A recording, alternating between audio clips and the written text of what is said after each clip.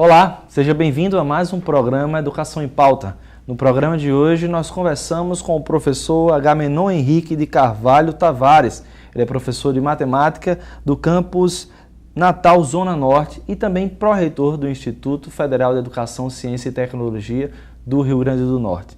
Olá, professor Agamenon, seja bem-vindo ao programa Educação em Pauta. Obrigado pelo convite, eu que agradeço muito. E hoje para falar sobre um tema bastante importante para o Instituto, né? Sem dúvida. Após a divulgação agora no mês de outubro, o Instituto ele foi apontado dentre as melhores instituições nessa área da educação profissional do Norte, Nordeste e Centro-Oeste, né? Como é que foi recebido pela instituição, a partir da Pró-Reitoria de Ensino e da Reitoria Geral? Bom, nós recebemos com a certeza de que cumprimos o nosso papel e que estamos cumprindo, mas também com a difícil missão de nos mantermos em boas colocações como essa que atingimos agora, né? A relação completa das escolas gira em torno de 16 mil e nós ficamos ali entre as 60, 70 melhores escolas. No Norte, Nordeste e Centro-Oeste, quando comparados aos institutos federais, nós estamos de fato com a primeira colocação. Apesar de não ter entre os nossos focos acadêmicos principais resultados somente do Enem. A nossa instituição ela tem um caráter mais amplo, de formação profissional, de formação para a cidadania, mas esses índices refletem a qualidade das ofertas que nós temos. E isso nos deixa bastante satisfeitos e projetando o futuro ainda melhor, sabendo que atravessamos um momento um pouco difícil em nosso país, mas são momentos difíceis que geram as boas oportunidades. Professor, esse índice ele é um pouco diferente dos anteriores, né? Como a gente vinha recebendo nas últimas pesquisas do INEP, os institutos, as instituições de educação federais como um todo, elas estavam dentro de uma pesquisa que apontava resultados junto com instituições particulares, por exemplo, né? E ainda assim, os IFs, eles se saíam super bem, né? Não só no estado aqui, no Rio Grande do Norte, mas como em todo o Brasil. Mas como é que o senhor vê essa...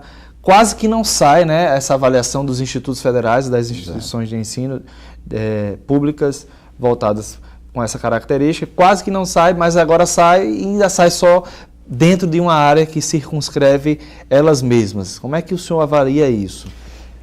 Nós ficamos muito preocupados no início de outubro, quando saiu a primeira relação, e lançamos uma nota de repúdio ao não aparecimento, à não divulgação das notas dos institutos federais. Lançamos mão da lei de criação dos institutos, que garante a todos os nossos institutos o ensino médio integrado à formação profissional, que é a oferta basilar da nossa instituição, é a oferta centenária que nós temos em nossa instituição. E a partir dali, o Ministério da Educação alegou que cometeu um equívoco e que iria reformular os resultados, né? Ficamos surpresos do resultado ter saído só com as instituições da nossa rede. Contudo, tomamos o cuidado de fazer uma relação entre o resultado que já havia saído e o resultado que saiu nessa segunda-feira. Para nós, não foi surpresa estarmos bem colocados, porque conhecemos o trabalho que é desenvolvido em nossa instituição, sabemos as necessidades de melhoria dos nossos índices de sucesso, sabemos que é preciso diminuir os índices de evasão e sabemos que a nossa instituição caminha nesse sentido.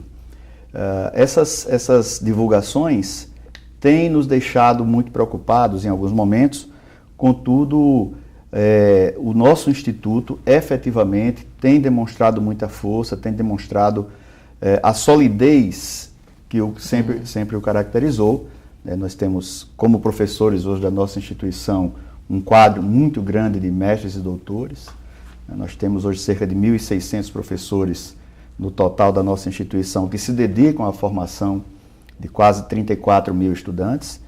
E, evidentemente, isso, quando você amplia, por meio da expansão, o seu público, amplia o patamar de atuação da instituição, você começa a enfrentar novos desafios. A nossa interiorização foi muito forte e a gente entende que é um projeto que vem dando muito certo. Nós tomamos o cuidado de fazer a comparação cidade a cidade e os 14 campi nossos nossos que foram relacionados nesse resultado sempre estão nas cidades do interior em primeiro ou segundo lugar, dependendo do critério que se utilize. O resultado que saiu em outubro, ele indicava uma comparação apenas entre as notas das provas objetivas, e o resultado que saiu nesta semana com os institutos, ele faz uma compilação das médias já contando com a redação. Então nós fizemos um estudo na Pró-Reitoria de Ensino com os dois critérios. E nesses dois critérios, ora nós estamos em primeiro, ora nós estamos em segundo. Da avaliação geral que saiu primeiro, mais uma vez eu reitero, sem os institutos, também é dessa mesma forma? Não, ela saíam todas as notas, mas as médias que foram divulgadas eram apenas das notas objetivas. E nós tomamos o cuidado de fazer uma junção já também com a nota da redação e observamos a manutenção e até um certo crescimento quando entravam as notas das nossas redações. Os nossos estudantes, eles são muito instados a produzir textos, a expressar suas opiniões, a discutir, a debater, e isso dá um ganho de qualidade nas redações, e nós até melhoramos de nota quando as nossas redações são consideradas. Professor, na sua avaliação, inevitavelmente a gente acaba acompanhando as redes sociais, a opinião pública, até mesmo profissionais de instituições como o IFRN, alunos, e muito se disse que o que o governo fez foi negar uma forma de educação, uma maneira de fazer educação através de instituições que dão certo. O senhor ainda considera essa decisão de, ainda assim, expor os resultados dos institutos federais e de outras instituições nessa característica da educação profissional, só que separadamente, ainda significa isso negar o índice de excelência dela perante todo o ensino particular, por exemplo, da iniciativa privada? Olha, eu tenho tido muito cuidado nas análises que faço da conjuntura em relação à nossa instituição. Eu acredito que o equívoco ele poderia ter sido evitado. Não acredito em falta de intencionalidade, contudo, dentro do equilíbrio que devemos ter como gestores dessa instituição, eu acho que precisamos entender que houve um equívoco, mas as nossas instituições, elas fizeram valer a sua força e cobraram que os resultados fossem divulgados de uma maneira mais ampla, envolvendo todas as instituições.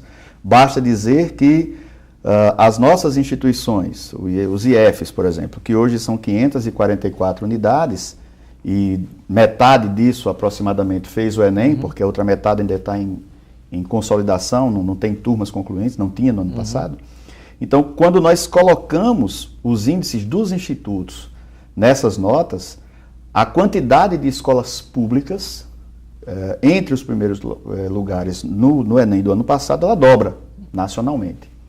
Então, nós representamos uma parcela pequena do ponto de vista quantitativo do número de escolas, mas conseguimos duplicar a quantidade de presença de escolas públicas nos resultados do Enem. Isso nos deixa felizes, mas evidentemente ficamos preocupados com ações desse tipo e por isso mesmo estamos atentos para que isso não se repita mais.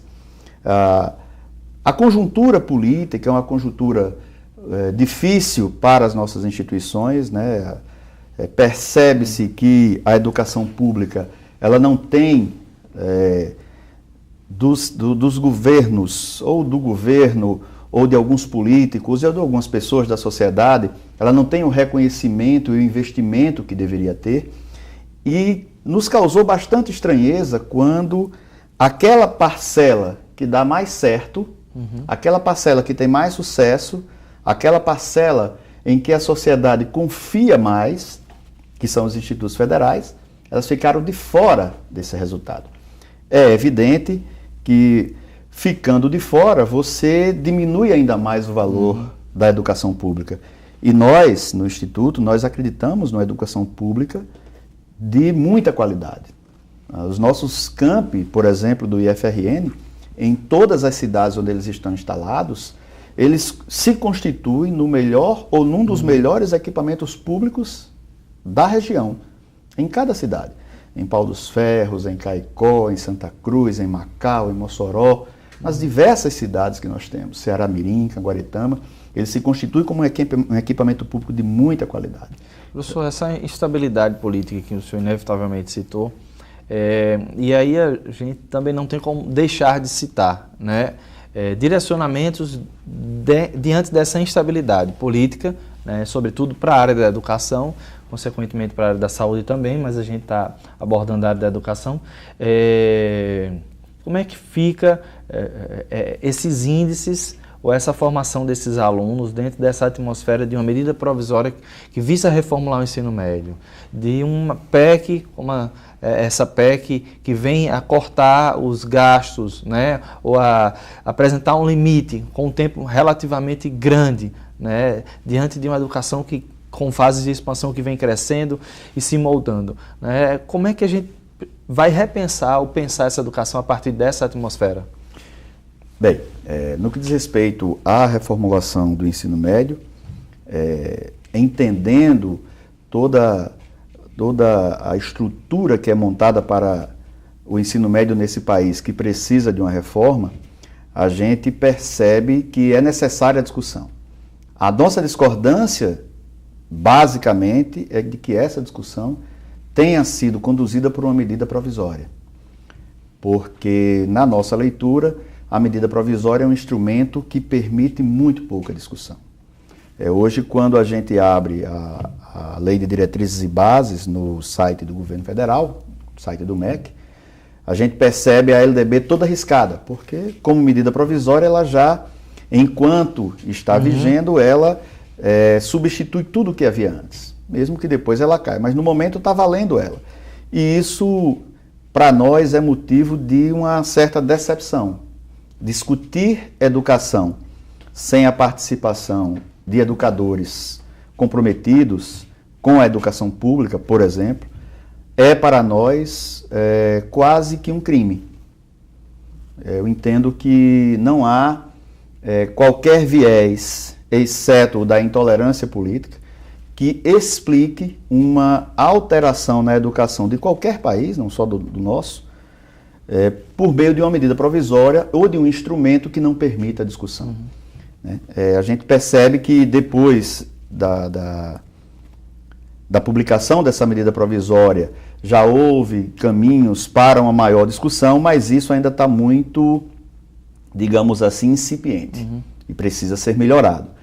A nossa esperança, como Instituto, é que isso se dê ao longo, pelo menos, do próximo ano, que a gente não tenha uma medida provisória discutida, implementada e já colocada em vigor em 120 dias. Professor, a gente vai precisar fazer um breve intervalo, mas voltamos com esse assunto. E você de casa não sai daí, voltamos já já com o segundo bloco do programa Educação em Pauta.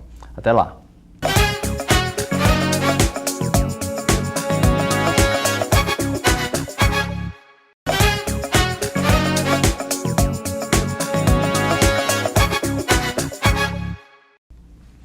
Voltamos do intervalo com o segundo bloco do programa Educação em Pauta e a gente continua a conversar com o professor Agamenon Henrique de Carvalho Tavares, pró-reitor de ensino do Instituto Federal. Professor, voltando ainda para o assunto da PEC e agora para a medida provisória, né? Para a reformulação do ensino médio. Os alunos do Instituto, muitas vezes a gente pensa, poxa, se... no ensino médio tradicional hermenêutico a gente já tem uma certa dificuldade, né? Imagine você ter um aluno que tem um ensino médio e ainda tem um curso técnico, né? A grosso modo, como se fosse assim, para deixar claro para o telespectador, ele tem que fazer o ensino médio e ainda tem as disciplinas dos cursos técnicos. Como é que isso vai ficar com uma reformulação como essa proposta para o ensino médio, professor? Isso vai afetar esses índices de excelência e a formação desses alunos? Bom, primeiro eu quero esclarecer que eu confio integralmente na solidez da nossa instituição. O que nós estamos preocupados é com a forma como essa discussão, que não é discussão, na verdade, ela tem sido, né? É uma imposição, como é que ela tem sido conduzida em nosso país, né? A medida provisória, ela leva todo o ensino médio para uma condição em que você tem 4 áreas que já existiam, né, no próprio Exame Nacional do Ensino Médio e se acrescenta a formação profissional. Além disso, ela fala numa escola de tempo integral. São ações que nós podemos desempenhar. A nossa instituição ela é preparada para aceitar esse desafio e para levar isso adiante. Agora, evidentemente, a gente precisa de um tempo para fazer as adequações. Em educação, não se faz uma alteração desse tipo hoje para daqui a 6 meses ou 1 ano isso está tudo pronto. Nós precisamos viabilizar ainda mais a presença do nosso estudante na escola. Nós precisamos fazer com que ocorra ainda mais o financiamento, por exemplo, de alimentação para esses estudantes, vestiários para esses estudantes passarem um dia na escola.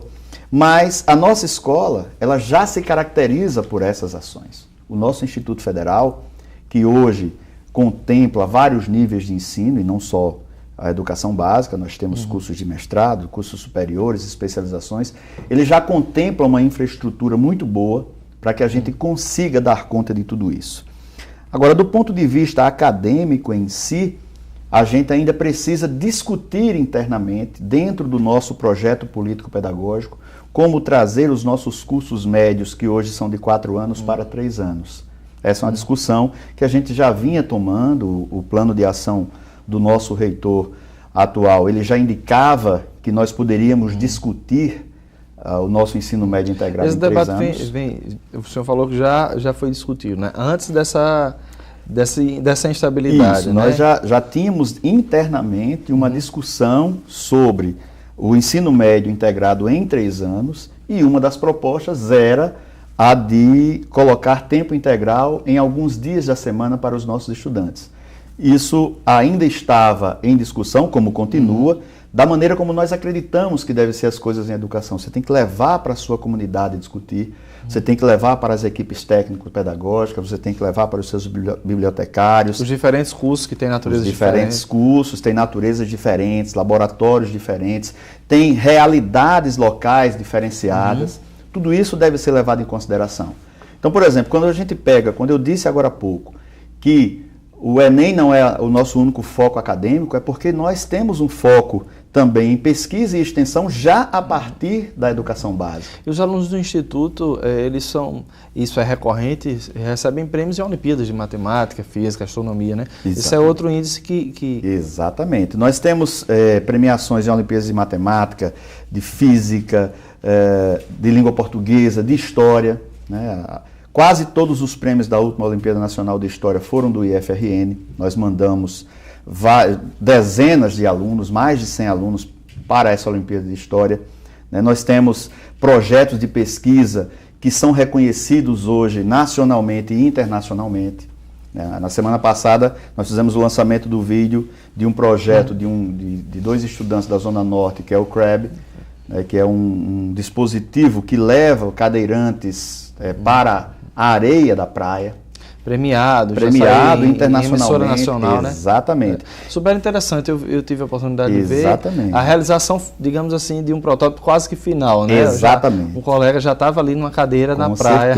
Com certeza. E isso nos dá muito orgulho, e isso mostra que nós temos muito mais a ofertar para a sociedade potiguar, para a sociedade brasileira, do que resultados em provas. Sejam as provas da importância que forem. Não estou tirando a importância desses exames. Os exames são essenciais. A nossa juventude precisa passar também por esses momentos. Mas nós temos outras práticas que são igualmente interessantes. Nós temos semanas de ciência e tecnologia, Expotex, em todos os nossos campi. Nós temos a participação muito forte de estudantes, inclusive de fora do Rio Grande do Norte, de outras instituições públicas e privadas, dentro da nossa instituição, vindo aqui e bebendo na fonte que nós temos de pesquisa, de extensão e de ensino. E isso para nós é motivo de profundo orgulho. É evidente que se nós pudermos melhorar ainda mais os índices, sair do 9º lugar que nos encontramos hoje, dentre mais de 280 escolas, sairmos do 9º lugar para o 8º, para o 1º, para o 2º. E essa colocação só diz no Rio Grande do Norte. No Rio Grande do Norte, no Rio Grande do Norte. Mas esse é um índice que foi estudado pelo Instituto agora, isso, né? Exatamente. Não saiu, como a gente já comentou. Não, na verdade o INEP ele não divulga um ranking, ele divulga as notas. Né? Os vários meios de comunicação fazem os rankings a partir das médias das notas. E pelas médias você tem uma ideia de quem teve rendimento maior, quem teve rendimento menor. É por isso que a gente fala que não é simplesmente quantificar um aluno por uma nota ou um grupo de alunos por uma nota. Nós estamos preocupados numa formação ampla, cidadã, crítica, consciente do papel que eles têm e, diferentemente do que muitas pessoas pensam, de uma educação que não esteja doutrinando estudantes. Eu não consigo aceitar, embora conviva com pessoas que defendam isso, eu não consigo aceitar que a gente pense que um instituto como o nosso, com 107 anos, hoje com 34 mil estudantes, com 3 mil servidores, estejam todos aqui a serviço desse ou daquele partido, dessa ou daquela ideologia, tratando os alunos como se eles fossem pura e simplesmente massa de manobra. Eu não acredito. Eu confio na inteligência dos nossos estudantes, na perspicácia dos nossos estudantes, na capacidade de análise, essa sim, que é trabalhada nas nossas salas de aula. É nesse tipo de educação que eu acredito. Uma educação que permita às pessoas conviverem com o diferente, que permita às pessoas mais tolerância, mais respeito pelo desigual, mais trabalho em prol do crescimento social. Acho que essa instituição, a instituição em que eu me formei, a instituição em que eu trabalho hoje, é a instituição que faz com que os estudantes mudem a sua realidade como cidadãos. Não vão se tornar milionários, talvez um outro se torne, não vão resolver a vida do mundo, mas é uma instituição que leva essas pessoas a uma cidadania mais... né? Emancipação cidadã. E quando a gente vê golpes como esse, no sentido de afetar a educação, né, significativamente, parece que é o contrário. Se é através da educação que você constrói um homem crítico, né? Isso. Então vamos afetá-la. É por aí que a gente consegue ver o direcionamento. Por aí eu concordo que as pessoas precisam entender que a maior revolução que pode existir para uma sociedade é o investimento em educação. É a educação, como diria Paulo Freire, que liberta as pessoas. Não liberta do ponto de vista delas não serem escravizadas por nada, mas liberta tornando-as conscientes do que elas são. E não necessariamente por uma busca por dinheiro, por um emprego, por uma riqueza. Uma educação que permita à pessoa se libertar intelectualmente, emocionalmente, culturalmente. Compreender o seu meio, né, professor? Exatamente. E voltando para essa avaliação, ainda que a gente saiba que o número nu e cru é apenas um índice, né? Não revela as realidades e a subjetividade de vários assuntos que estão interligados, como a gente já vem citando. Mas, inevitavelmente, outros campos do Instituto também receberam uma significativa colocação. Né? Eu queria que o senhor pudesse citar como foi essa avaliação também. Além do Campus Natal Central, né, que está no topo dessa lista, digamos assim, quais foram os outros institutos, os campos do Instituto que receberam uma colocação interessante? Bom, cidade a cidade, quase todos estão em primeiro lugar em qualquer avaliação quantitativa dessas que a gente fez. Né? Em Mossoró, a gente tem o Campus Mossoró em primeiro lugar, em Pau dos Ferros, em Apodi, em São Gonçalo, em Caicó. O Campus Natal Zona Norte é um campus que dentro de Natal está muito bem classificado, está em 14º, 15º, dependendo do critério que se utilize. Nós temos Parnamirim muito bem colocado, em segundo lugar. Lembrando que Parnamirim é uma cidade que está na Grande Natal e que algumas escolas que são de Natal, mas estão fisicamente em Parnamirim também concorreram, escolas particulares, grandes, né, que preparam especificamente para o Enem, coisa que nós não temos. Cursinhos, exato. Então, assim, Parnamirim, João Câmara, Macau, são campi do nosso instituto que tiveram resultados muito expressivos. O campus Natal Central foi o mais expressivo de todos. Ano passado já havia também Mossoró tido um resultado expressivo. E a gente acredita que o trabalho que vem sendo desenvolvido embora precise passar por avaliações constantes, melhorar a cada dia, sempre vai ter o que melhorar, a gente acredita que está no caminho para um crescimento ainda maior. E dentre as 20 instituições de educação do Norte, Nordeste e Centro-Oeste, 6 são dentre esses campos, né, professor? Exatamente. Juntando todos os IEFs, né? Se nós pegarmos os 270 quase que participaram dessa edição de 2015, os nossos estão ali entre os 50, 60 primeiros, e entre os 20 primeiros, 6 são nossos, o que dá 30% dos 20 primeiros. Então, até do ponto de vista quantitativo, nós temos o que comemorar. O que nós não podemos é achar que já chegamos ao ideal. Essa não é a nossa prática. O que a gente quer é melhorar em todos os aspectos, não apenas no Enem. A gente quer melhorar a qualidade das nossas pesquisas, levar mais estudantes nossos para o mundo da pesquisa. A gente quer melhorar a nossa participação nas empresas, levando os nossos estagiários e depois os nossos profissionais para essas empresas. E esse é o trabalho do Instituto Federal de Educação, Ciência e Tecnologia do Rio Grande do Norte. Fazer com que a educação que aqui se trabalha transforme pessoas para o trabalho, transforme pessoas para a própria formação e transforme pessoas para que elas sejam multiplicadores de uma melhoria na nossa sociedade. Ok, professor Agamenon, muito obrigado pela entrevista de hoje. Eu que agradeço. E a você de casa, muito obrigado pela sua audiência.